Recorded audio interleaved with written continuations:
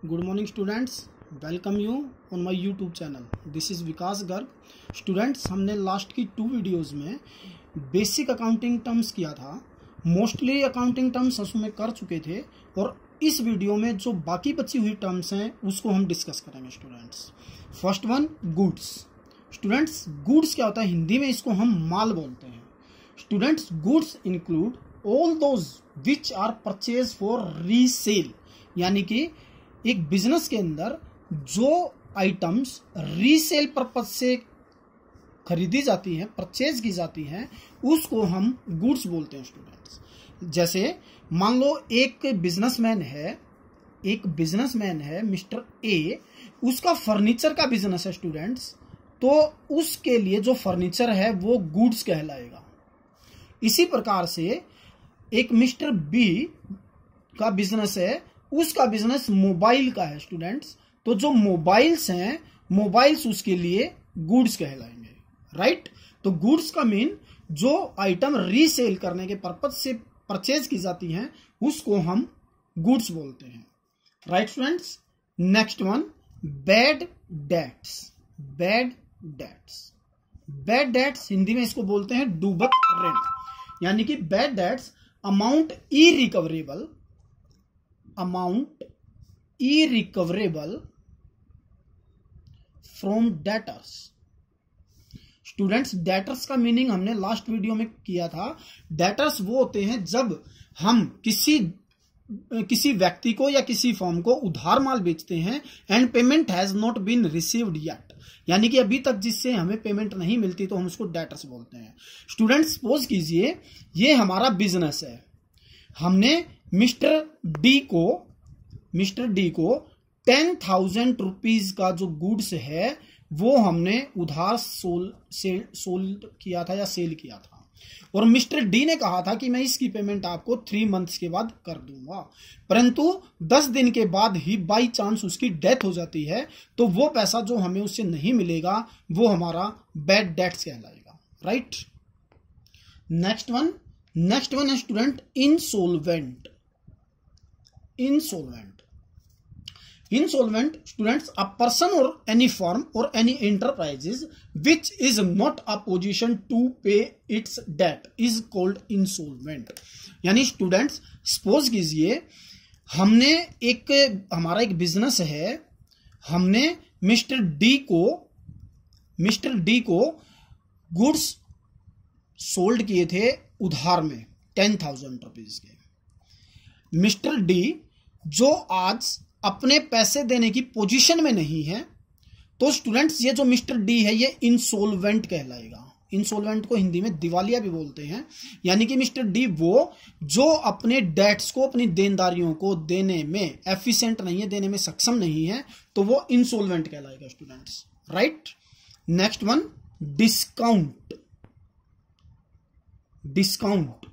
Students, जो एक seller एक कस्टमर को देता है उसको हम डिस्काउंट बोलते हैं. स्टूडेंट्स, ये हमारा 2 तरह का होता है. देखिए, discounts are divided into 2 parts, trade discount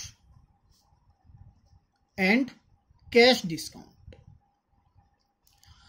trade discount, when discount is allowed by a seller to its customer at a fixed percentage on the list price or the catalog price of the goods is called trade discount.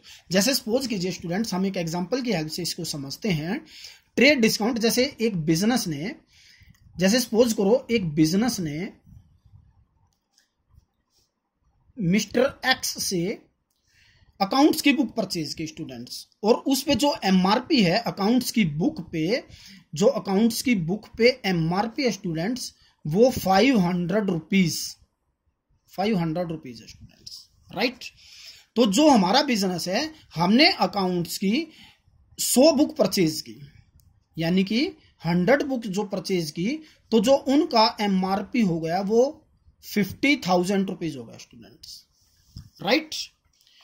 जो mister x है वो ये कहता है कि मैं आपको 20% discount पर ये बुक दूंगा, क्योंकि इस पे एमआरपी जो है वो 50,000 रुपीज है, 500 पर बुक. राइट? तो जो 10,000 रुपीज है स्टूडेंट्स, ये हमारा ट्रेड डिस्काउंट कहलाएगा. जो कि हमें कैटालॉग प्राइस पर या लिस्ट प्राइस पर मिलता है, वो हमें 10,000 यानी कि 50,000 जो एमआरपी था उस पर 10,000 डिस्काउंट हुआ, तो ये हमें 40,000 रुपीज का माल मिलेगा। और ये बात ध्यान रखनी है student, trade discount never be shown in the accounting, यानी कि ट्रेड डिस्काउंट को हम कभी भी अकाउंट में नहीं दिखाते। और जो हम अगर अपनी जो बिजनेस में माल परचेज दिखाएंगे, गुड्स परचेज दिखाएंगे, वो 40,000 का ही दिखाएंगे।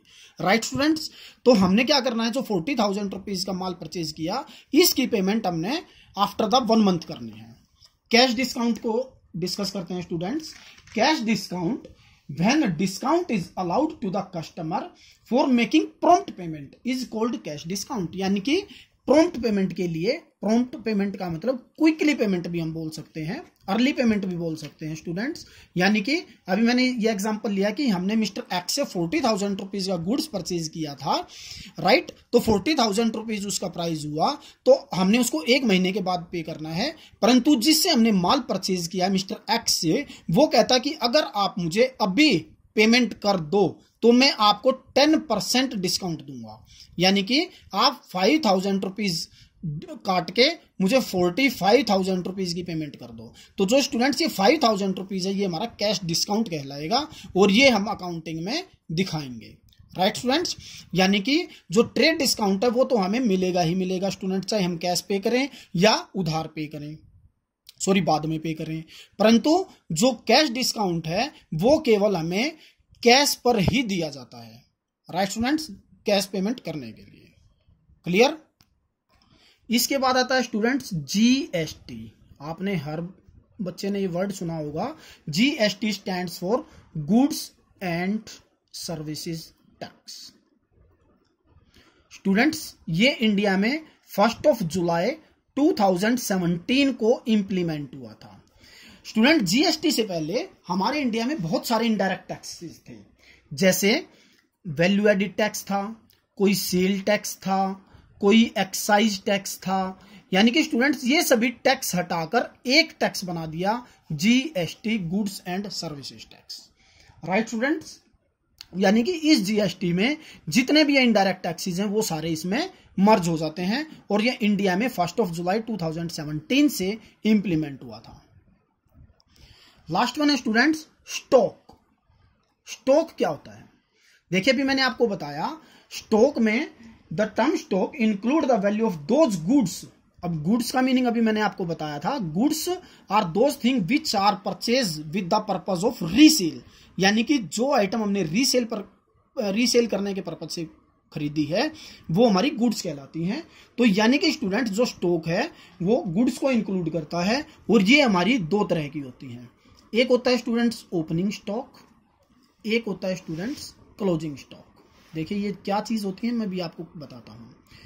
देखिए स्टूडेंट्स एक फाइनेंशियल और ईयर होता है, इसको हम बाद में डिस्कस करेंगे नेक्स्ट चैप्टर में, जो कि 1 अप्रैल से स्टार्ट होता है। जैसे सपोज कीजिए एक बिजनेस 1 अप्रैल 2017 से स्टार्ट किया और जो ये इसका फाइनेंशियल ईयर चलेगा वो 31 मार्च 2018 तक चलेगा स्टूडेंट्स। राइट। अब जैसे किसी ने नया बिजनेस स्टार्ट किया 1 अप्रैल 2017 से और इसमें इसने क्या किया होगा, कोई ना कोई गुड्स भी परचेज किया होगा स्टूडेंट्स, क्योंकि गुड्स परचेज करेगा तभी आगे वो सेल कर पाएगा। जैसे मान लो मैंने कहा एक मोबाइल का बिजनेस है, तो मोबाइल की दुकान 1 अप्रैल 2017 से शुरू हुई, तो इसने क्या किया पूरे साल के दौरान 50,000 का माल परचेज किया, फिर 40,000 का माल परचेज किया। यानी कि स्टूडेंट्स माल खरीदता रहा बेचता रहा, खरीदता रहा बेचता रहा। राइट। तो साल के एंड में 31 मार्च 2018 जब आएगा तो ऐसा कभी पॉसिबल नहीं होता स्टूडेंट्स कि सारा का सारा माल बिक जाए, नहीं होता कभी भी। तो हम मानकर चलते हैं साल के एंड में 30,000 रुपीज का माल ऐसा रह गया जो अनसोल्ड था। अनसोल्ड का मतलब वो माल बिका नहीं। तो स्टूडेंट्स जो 31 मार्च 18 को ये क्लोजिंग स्टॉक कहलाएगा, क्लोजिंग स्टॉक कहलाएगा स्टूडेंट्स। यानी closing stock the value of goods unsold at the end of year. और जब नेक्स्ट फाइनेंशियल शुरू होगा स्टूडेंट 1 अप्रैल 2018 से 31 मार्च 2019 तक, तो जो 31 मार्च 18 को क्लोजिंग स्टॉक था, नेक्स्ट डे वही स्टॉक स्टूडेंट्स हमारा ओपनिंग स्टॉक बन जाएगा। राइट स्टूडेंट्स, इसी प्रकार से जैसे 30,000 रुपीज का ओपनिंग स्टॉक बन जाएगा, इस साल फिर ये माल खरीदेगा बेचेगा और 2019 में फिर ऐसा कोई माल रहेगा जो बिका रह जाएगा। मान लो वो 20,000 का रहेगा, तो जो 20,000 है तो फिर ये क्लोजिंग स्टॉक बन गया और नेक्स्ट ईयर की ओपनिंग में फिर ये ओपनिंग स्टॉक बन जाएगा। तो इसी प्रकार से ये एक्टिविटी चलती रहेगी students, closing stock, opening stock. Right students, I hope everything is clear to all of you. Right students? Thank you.